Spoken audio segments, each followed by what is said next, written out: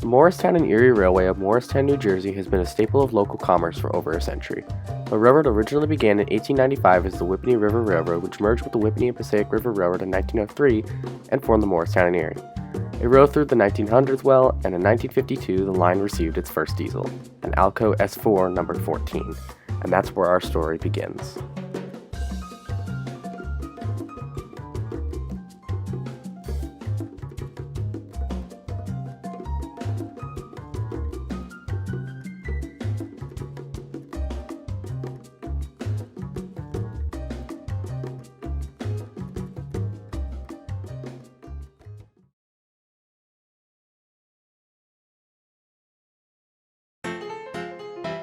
Number 14 was the first diesel to be delivered to the Morristown and Erie. It saw very eventful and noteworthy service with the railroad's first livery. For the sake of simplicity, before we continue, let's break down on the different paint schemes of the Morristown and Erie. This is the first one, which we'll obviously refer to as Phase 1. This is the second variation, which we'll refer to as Phase 2. And this is the third variation, which we'll refer to as Phase 3. And also, I know the Morristown and Erie has owned dozens of ALCo engines, like these. But for this video, I will only focus on the main ones that actually wore the railroad's iconic red and black lit paint scheme, and were the railroad's mainline workhorses. But anyway, about the paint schemes, this is nothing official, it's just for the sake of simplicity. Okay, anyway, moving on. 14 was joined by running mate 15 around 1955. 15 was actually older than 14 as it was an ALCo RS1 built in September 1944. Nonetheless, the two diesels reflected a new era for the M&E and the railroad industry as a whole. Dieselization, as this period of railroading history became known, is one of the most important aspects of the foundations of modern railroads. However, on April 11, 1960, the Morristown and Erie's Morristown shops, where locomotive maintenance was done and where the railroad's head offices were located, burned to the ground in a massive fire. 14, which was in the engine house, was able to be saved, however, was repaired after the fire, since even though the paint had been destroyed by the fire, the locomotive's internals only needed minor repairs for smoke, water, and heat damage. In the meantime, while 14 was being repaired, the Morristown and Erie leased Erie Railroad switcher number 413. And just to clarify, if you had a picture in your head of 14 sitting outside the shops and the fire destroying its paint from a distance, oh no, that's not what happened. This is what happened. 14 was inside the burning building, and the place went up in flames around it. The poor engine was seriously damaged by the fire at only 8 years old, and it took a long time for the M&E to recover from the fire. Anyway, after the fire, 14 and 15 did their work well for the little railroad, but the company was beginning to struggle. Competition from the trucking industry was cutting into M&E's business, and storm clouds began to blur much of the railroad's future.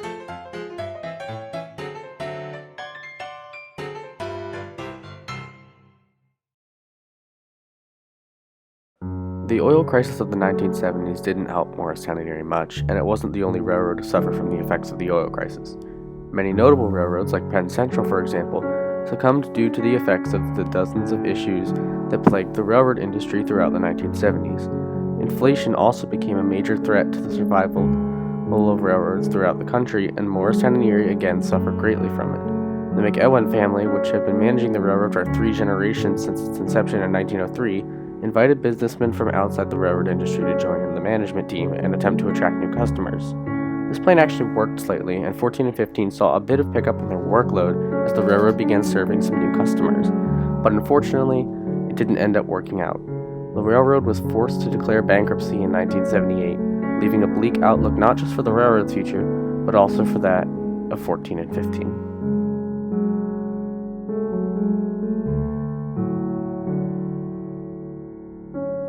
Then, in 1982, a group of local businessmen, led by Benjamin J. Friedland, acquired the railroad and began working to put it back together.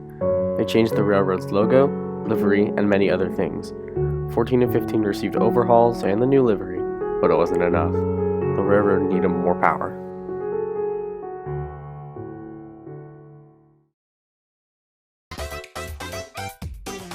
In 1982, the railroad purchased an ALCo C430 from Conrail number 2054, a former New York Central and later Penn Central unit, in August 1982. The C430 received the new Phase 2 paint scheme as well and was renumbered to Morristown and Erie 16. The railroad then entered several contracts to operate 3 branch lines owned by Morris County. To help support that, the M&E expanded its ALCo fleet and bought 16 sister ship, Conrail, and former Penn Central and New York Central number 2053 in September of 1983. 2053 was repainted and renumbered to Morristown Erie 17. 17 entered service in April 1984. By this point, the Morristown Erie was well on its way out of bankruptcy and now had 4 ALCOs in service, all painted in the Phase 2 paint scheme. However, the condition of 14 and 15 was still questionable despite the fact that both locomotives had received massive overhauls. So the railroad found itself with a need for 2 more locomotives to replace 14 and 15 on the original riveting line. And Benjamin Friedland and his management team were in luck because it just so happened that the Toledo, Peoria, and Western Railway of Illinois was disposing of a couple more ALCO Century units because the TP&W was being bought by the Santa Fe, which didn't have any ALCO units of its own, so the remaining ones on the TPW were retired in late 1983. The 2 locomotives in question, TP&W numbers 800 and 801, shared some engine components with the other 2 Century units that M&E owned, and also they had been involved in a wreck back in June 1965, so even though I could find no evidence to prove this, it is likely they would have been cheaper than other ALCO C424s lying around, because of the way a value of a vehicle diminishes after an accident. Yeah, I think that goes for trains too, I think. Oh, and in case you're thinking of this wreck as, oh, they just bumped into something at 20 miles an hour, that's nothing. Oh, no. You would be dead wrong. Let me give you a little backstory. In June 1965, TP&W 801 and twin number 800 were leading a train together at track speed, probably around 45 to 50 miles per hour, when they came face to face with a large truck at a grade crossing. There was simply no time to stop, and 801, which was leading the train, smashed into the truck and jumped the track. Both 801 and 800, and most likely dozens of train cars behind them, derailed and rolled over. Now, there's no pictures of what they looked like after the accident. Trust me. The only reason I even know that this happened is because I read the summer 2017 edition of the Block Line magazine where it details the events of the wreck. But trust me, I scoured the internet far and wide and haven't found a single mention of the wreck, let alone a photo. These photos are all from another train wreck that took place in April of 1965. Anyway, 800 and 801 were built in September 1964, so they were only 9 months old when this happened, and the TP&W sent them back to ALCO for repairs. The repairs done to these engines were so extensive that ALCO gave them both entirely new serial numbers. So yeah, you can imagine the M&E got a decent discount on them, but they were still fully operational, and they had served the TP&W well for 19 years, so they had to have been fine. Anyway, the M&E ended up buying them in late 1983, and they were taken to the M&E shops in Morristown, New Jersey, arriving there on January 4th, 1984. 801 was put into service on the overgrown branch lines in Morris County with literally just a tiny patch next to the cab numbers that read M&E. The reason why 801 wasn't repainted was because Benjamin Friedland didn't want a brand new paint job to get scratched on an overgrown branch line, so he kept 801 in its TP&W paint until he could get someone in there to trim the brush back. Meanwhile, back at the Morristown shops, 800 disappeared for a little while and then suddenly reappeared like a person disapparating and then apparating again in the Harry Potter novels. But when 800 emerged from the Morristown shops in August 1984, it was TP&W 800 no longer. Instead, wearing a brand new shiny coat of the red and black Phase 2 paint scheme was Morristown Erie 18. 18 and 801 quickly found themselves suited to switching jobs very well, and they were favored over 16 and 17 for shorter range jobs like switching operations because they had less horsepower and small wheelbases, since the C430 was meant for long and heavier drags. 16 and 17 were thus preferred by crews to take big trains longer distances, and the 2 C424s were preferred to do other stuff. Like again, switching. However, as 16, 17, 18, and 801 were enjoying their praise from Friedland and the engine crews, 14 and 15 were reaching the end of their lifespans on the M&E. In July 1985, No. 15 was retired and sold first, going off to Connecticut. After being juggled around between various owners in Connecticut for several years, 15 was parted out and scrapped in 1995.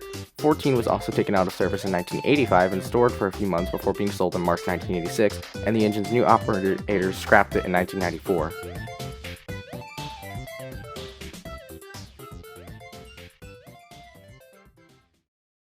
Painted and 1 unpainted Morristown Erie ALCO Century units continued in service normally until 801 was removed from service in July 1988. This was because M&E personnel had finally gotten around to cleaning up the old and overgrown Morris County branch lines, and Friedland had finally given the go-ahead to transform TP&W 801 into Morristown Erie 19. However, by this time, another change had taken place with the railroad's livery. If anyone watching knows what ALCO engines are best known for among rail fans, then you already know where this is going. But for those of you who don't, take a guess.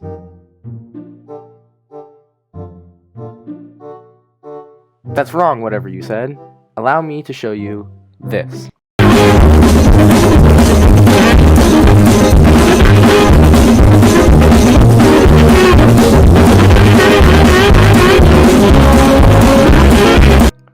Yeah, so if you're wondering why climate change exists, this is why. Because these things can roll more coal than every Texan redneck's illegally modified and lifted Ram 1500. So basically, the red roof didn't exactly fit well with the oily and sooty exhaust of the all-ALCo fleet, so Morristown and Erie repainted them into Phase 3, the modern livery of the railroad, which is basically the exact same as Phase 2, but with a black roof. And 19 skipped Phase 2 entirely, so when the C424 emerged from the shops, it glistened with not just fresh paint, but also the completion of the Morristown and Erie's recovery from bankruptcy, and the anticipation of great adventures. 19's first assignment was to operate the New Hope and Erie Railroad in Pennsylvania from 1989 until 1981, because the M&E was contracted to do it until a new operator could be found.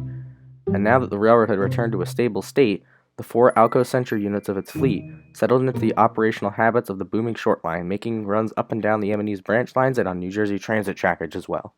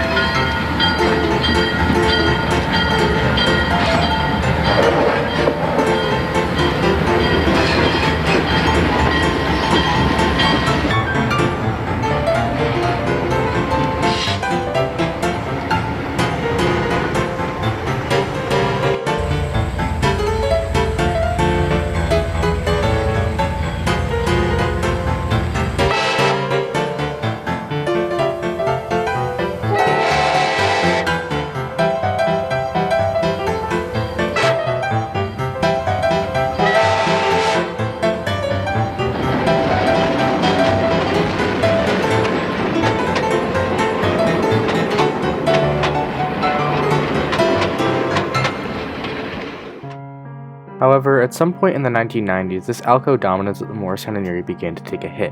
In the late 1990s, likely 1997 or 1998, C430 number 16 was forced out of service because of a cracked truck frame. This resulted in 16 being sidelined. Later in the 1990s, around 1994, the M&E purchased an EMD SW1500 switcher, and it received a unique variation of the Phase 3 paint scheme, which included some yellow. Morristown and Erie number 20 entered service around 1996, and the 3 remaining ALCo engines remained in operation alongside 20, but the M&E didn't end up repairing 16, which spent the rest of the 1990s out of service sitting behind the Morristown shops.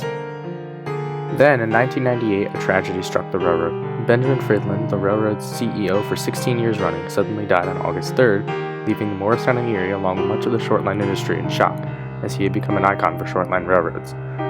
M&E SW1500 number 20 was renamed from Bayshore Terminal to Benjamin J. Friedland in his honor and continues to carry that name today.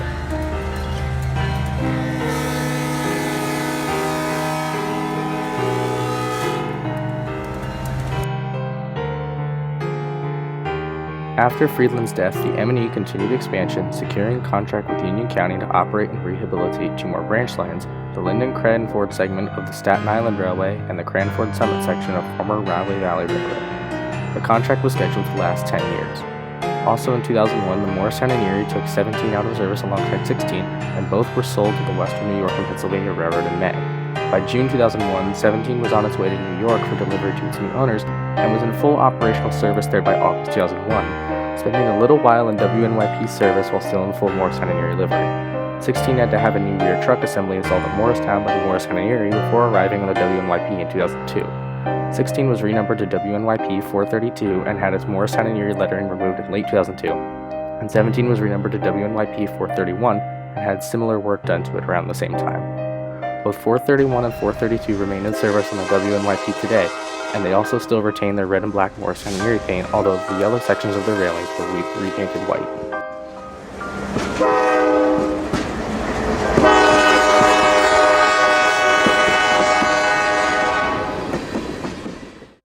Although the stories of 16 and 17's time on the Morristown and Erie ends here, 18 and 19 still have another decade and a half worth of stories to get through, so allow me to present to you the 2000s.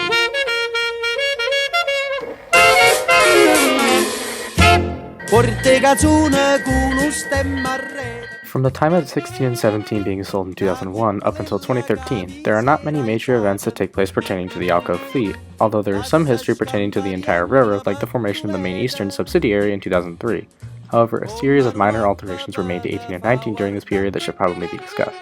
So let's fast forward to 2002. This is the year where the last video evidence of 18 having a Nathan K5LA can be found. Using some old YouTube videos, I can determine that 18's current horn was installed at some point during 2002. I can't find any reason why the horn was switched, but the most probable one is that the K5LA died. 19, however, has had his K3L since at least 2001 according to this photo. Also, 18 had forward ditch lights installed in 2000 and had rear ones installed by 2003. The reason most trains prior to 1998 don't have ditch lights is because back then they weren't required, but in 1997 the FRA mandated that every locomotive in the US needed them for increased visibility. 18 was equipped with ditch lights right on time, but interestingly, 19 didn't have them installed until late 2005, as evidenced by this photo, taken on what was probably the day work started on 19's ditch lights. I assume the reason they weren't equipped sooner is because 19 worked for the railroad's contract at the Bayway Refinery in Linden, New Jersey from 1995 to 2004, before 20 was switched in to take over Bayway operations from 19, thus requiring 19 to have ditch lights installed. Throughout the mid-2000s, 18 and 19 continued to haul excursion trains for the Whitney Railway Museum and served the Morristown Erie's freight operations as normal alongside number 20. In 2006, another big change was implemented by the FRA to further increase operational safety. This time, the FRA made a law in 2005 that required locomotives and rolling stock to have reflective white or yellow safety stripes in certain places. 18's frame striping was added in November 2007, almost 2 years after 19's was added in 2006. Interestingly, 18 was given a dotted line pattern, but 19 got a single straight line running down its sides instead. I have no idea why this was done, but it does make for a nice difference between the identical twins. Later on in 2015, Morristown Erie EMD GP7U number 23 received the same dotted line pattern when it was repainted into M&E colors. Between 2009 and 2012, the Morristown Erie operated the Stourbridge Railroad in Pennsylvania and occasionally sent No. 19 to help with the job.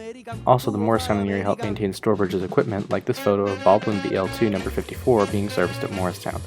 Anyway, the operation was quietly shut down in 2012, but the Stourbridge survived as it was bankrupt, and its passenger excursion started back up again in 2015 with the support of the Miles Group.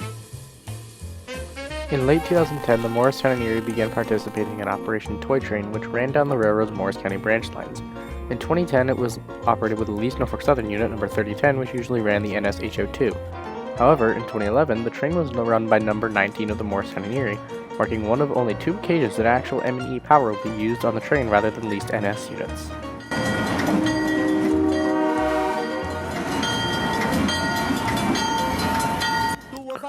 Anyway, 2011 and 2012 went uneventfully, and 18 and 19 went around just doing their thing. Although, notably, this was around the time that the internet, or more specifically YouTube, began noticing them.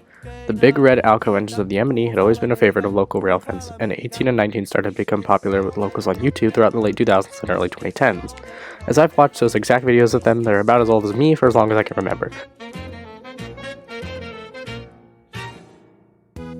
Anyway, also at around this time, 18 and 19's red and black Phase 3 paint was starting to look a bit shabby. 19 especially was looking quite grimy, as its red paint, which had once gleamed with daily hand washing alongside sister ship 18 and the 2 C430s in the days of Benjamin Friedland, was now looking chalky and pinkish from the grime of a decade's hard work at the Bayway Refinery in Linden, while 18's paint had been soiled by years of, well, being an ALCo.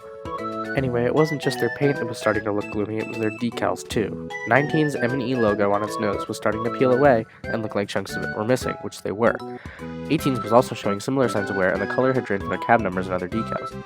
Anyway, this warranted some work being done as the railroad had a big milestone coming up.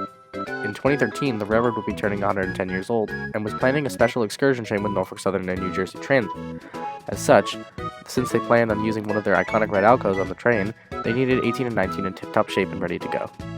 So in late 2012, 19 went into the shops to have some mechanical work done, and when it emerged, it has fresh decals with the crisp yellow and white of the M&E logo having been restored to its former glory. 18 retained its crusty, peeling decals until July of 2013, when they were finally replaced as 18 received a super scrubber deep clean of every inch of its paint. I also suspect that the black paint underneath the frame might have been redone, because that doesn't look like cleaned up old paint to me. That stuff is gleaming like it's new, so it probably is. Anyway, on August 24th, 2013, a 16-car train consisting of Morristown Erie private cars, 3 New Jersey Transit Comet 5 coaches, and 3 Norfolk Southern coaches were assembled and ran a route that took it through New Jersey and Pennsylvania across the trackage of New Jersey Transit and Norfolk Southern. The name of the train was the LEHIGH Limited, and it was a great fanfare with dozens of rail fans coming out to see the train. The and locomotives used were Morristown and Erie C42418, Norfolk Southern GP 40-2 number 3031, and New Jersey Transit P40BH number 4802.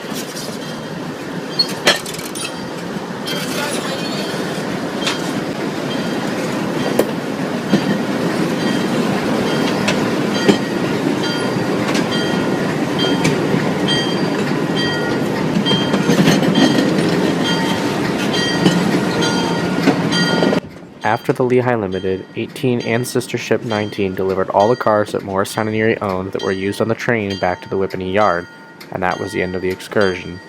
But it wasn't yet the end of the line for the adventures of the Twin Centuries. Not yet, anyway.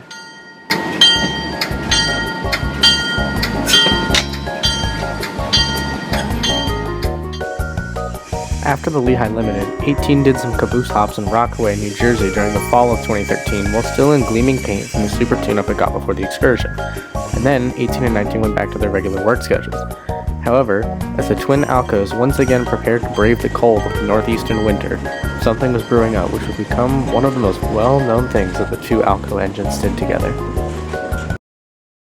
But first, a bit of backstory.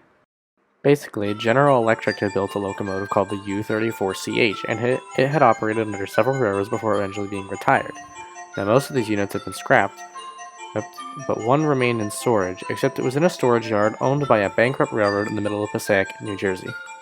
The United Railroad Historical Society of New Jersey already had ownership of the unit, but it was stranded in Passaic by a bunch of equipment from the bankrupt railroad that owned the storage yard. The unit in question was Erie Lackawanna 3372, which had also been New Jersey Transit number 4172. The URHS started a fundraiser in October 2013 to raise enough money to save the derelict-looking 3372 and get it back to operational condition, since it truly was the last of its kind, according to one of the URHS articles I read about it. Project U-Boat, as it was known, had gained enough money by March 2014 to save 3372, but here is where we run into something. You must be wondering what the heck this has to do with the Morristown Erie, much more 18 and 19, which are probably the reason you're even watching this video right now. Well, 18 and 19 were going to be the ones to save 3372. That's why. On October 29th, 2014, the Morristown Erie MX-29 set out from Morristown with 18 and 19 running light. They arrived in Passaic at around 10:15 a.m.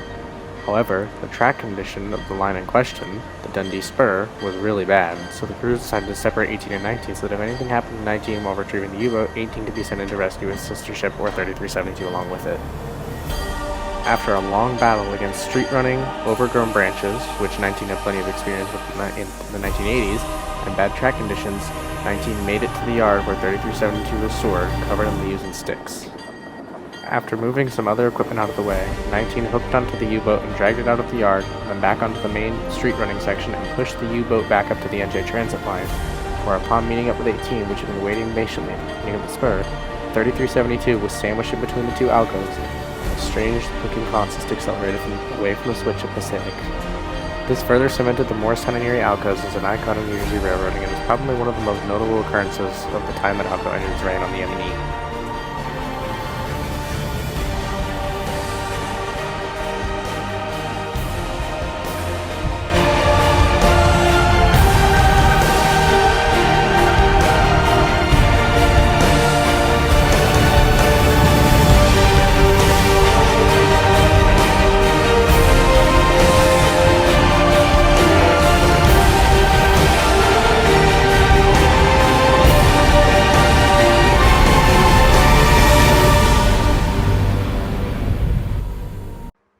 .3372 sat in the URHS yard for several years and was cosmetically restored in 2022, receiving a new coat of paint. As of 2023, the unit is currently being evaluated for a mechanical restoration, although that will likely take much longer. For the rest of 2014 and into 2015, the Morristown and Erie ALCO C424 twins continue with their typical service lives, moving trains up and down the M&E's branch lines and at higher speeds along New Jersey Transit.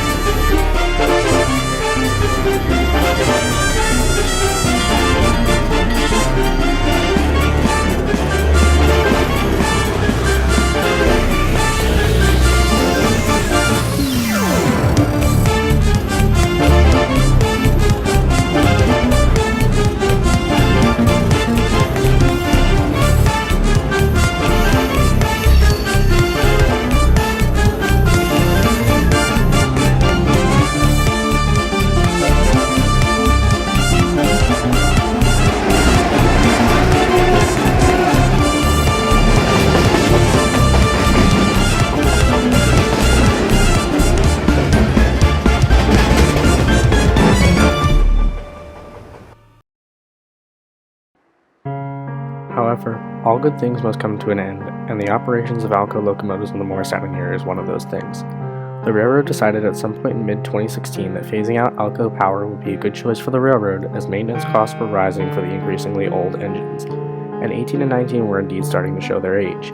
Having turned 50 years old back in September of 2014, both C424s were now closing in on their 52nd birthday come September 2016, as they were rolled out of the ALCo Schenectady plant in September of 1964. Since they had been in continuous service for the past half-century, they had traveled quite the far distance. In fact, I'd be willing to estimate they've traveled at least 1 million miles each. Most locomotives have actually traveled that far, or further, because the ones used by short lines like the M&E are usually secondhand and at least a couple decades old, and the one used by Class 1 railroads like BNSF or CSX see much more yearly use over much more vast distances than short line units see. Anyway, as 2016 drew to a close, so did the career of Morristown Erie 19. In November 2016, a flat spot was discovered on one of the locomotive's wheel sets. Now, the flat spot probably could have been easily repaired, although 19 probably would have spent a couple months sidelined during the repairs, but the Morristown and Erie had recently acquired 3 EMD MP15 DC switchers from Norfolk Southern, which made them consider their aging C424 units as obsolete. So, instead of being repaired, 19 was sidelined, leaving 18 as the last active ALCo on the M&E, and 19 was placed into storage at the Ridgedale Avenue siding. The status of the engine was to be determined. 19 could face cannibalization like 15 had back in the 1990s, where it was stripped of usable parts and the remainder would be scrapped. It could be sold like 16 and 17 were and possibly go off to work on another railroad like the WNYP or the Delaware-Lackawanna in Pennsylvania, a place you're guaranteed to see a few dozen ALCo and MLW engines in revenue service, or it could be repaired and reactivated on the M&E system. It was also becoming increasingly obvious that 18 would likely face a similar fate sooner or later.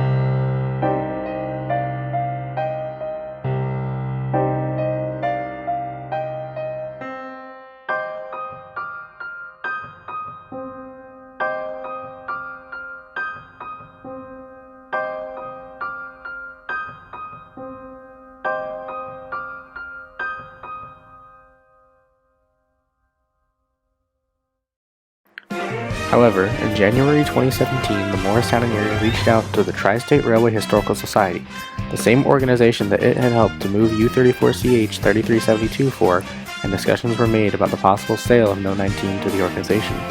19 was fully operational after all, apart from the damaged wheel set that required replacement. As such, the Tri-State began a fundraising effort to save 19, and in March 2017, 19 was officially sold to Tri-State. Tri-State's fundraising operation also went very well, as many people stepped in to help donate money to save 19 from the scrapper's torch. Tri-State Treasurer Richie King even said, "It did not take long at all for Tri-State to find the resources to make this possible.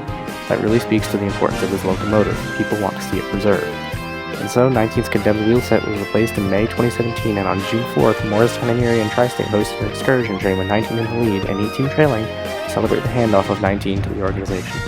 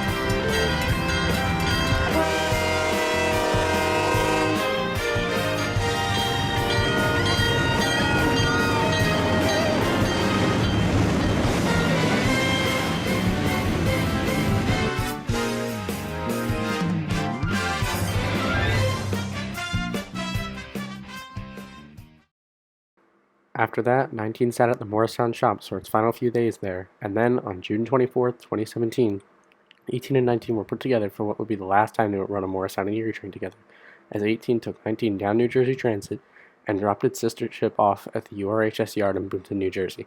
It's the last occasion that I can find evidence of when 18 and 19 were together.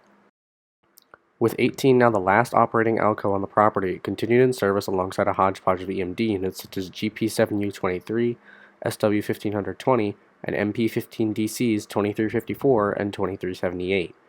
Also, shortly after 19's removal from the property, on June 30th, 2017, 18 and 20 wrapped up 33 years of Morristown Erie operations on the Morris County branch lines, as they had lost the bid with the county to continue their operating contract, and the Chesapeake and Delaware LLC took over operations the next day on July 1st. They continue to operate those branch lines as of the making of this video in late 2023. At some point in 2018, Morristown Erie 18 operated its final run for the Morristown Erie, and come autumn it was sold to the Illinois Railway Museum, and they plan to repaint it back to TP&W 800. Anyway, 18 did not receive a special excursion or any of the crazy send-off stuff that 19 received, likely because 18 had participated in all those events, and the IRM wasn't preserving 18 in New Jersey, nor would it pay much attention to 18's New Jersey heritage, so there didn't seem to be much of a point in it. And so, on November 25th, 2018, Morristown Erie 18, the last of the M&E ALCo engines, was hooked up to the Alexander Hamilton private car, which had been sold to 16 and 17's current owner, as well as a tank car. With SW1500 number 20 leading, 18 departed Morristown for the last time, forever leaving behind its home rails and marking it the last Morristown and Erie ALCo to depart from the railroad. Truly the end of an era for New Jersey railroad history. Or was it?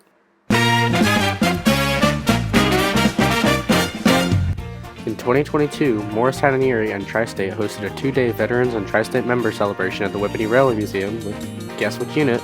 Morristown and Erie 19. On June 25th, 2022, 19 was teamed up with former running mate 23, and they pulled several excursion trains that day, and the next day, on June 26, 2022, they pulled 2 cabooses around as well. Now, the whole thing didn't go off without a hitch, because some dumbass decided to steal 19's horn on the night of July 1st, and now 19 has no horn according to the most recent photos of it I can find, and from my own recent sighting of the locomotive at the URHS. Also, for those of you who were viewing my channel at that time, yeah, I was unfortunately unable to chase either event because I found out about it after the June 25th videos made by others were uploaded, and I had to go to a family event on June 26th, so if anyone works for either the Morristown and Erie or Tri-State, please convince them to do another excursion with 19 and maybe 18 please, so I can film it this time.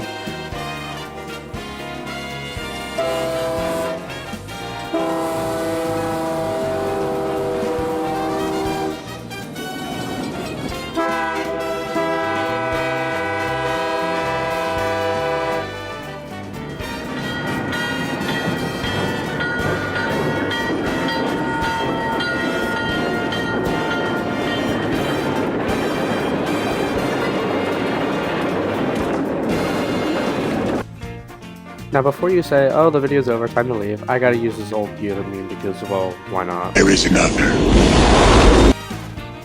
Now even though I don't have a picture, I did see this unit in storage back in December of 2023 when I was chasing the Polar Express train. Basically, there is another ALCo that is still on the property of the Morristown and Erie today.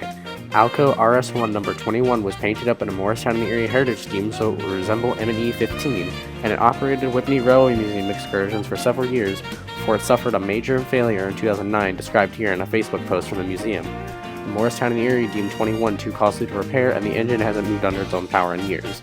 But I don't know if there will ever come a time where 21 could be powered back up, but who knows? We could have an ALCo back on the M&E again, couldn't we? I mean, the Railfan community has conquered some tall orders to preserve and restore other locomotives before, so is it possible perhaps in the most far-fetched world that maybe just one ALCo could be restored on the M&E? Well, whatever happens, the MD basically conquered the Morristown and Erie by this point anyway, so I don't know. But when you look back on the decades of faithful service provided by the Morristown and Erie ALCo locomotives, it really serves a reminder just how much history really matters.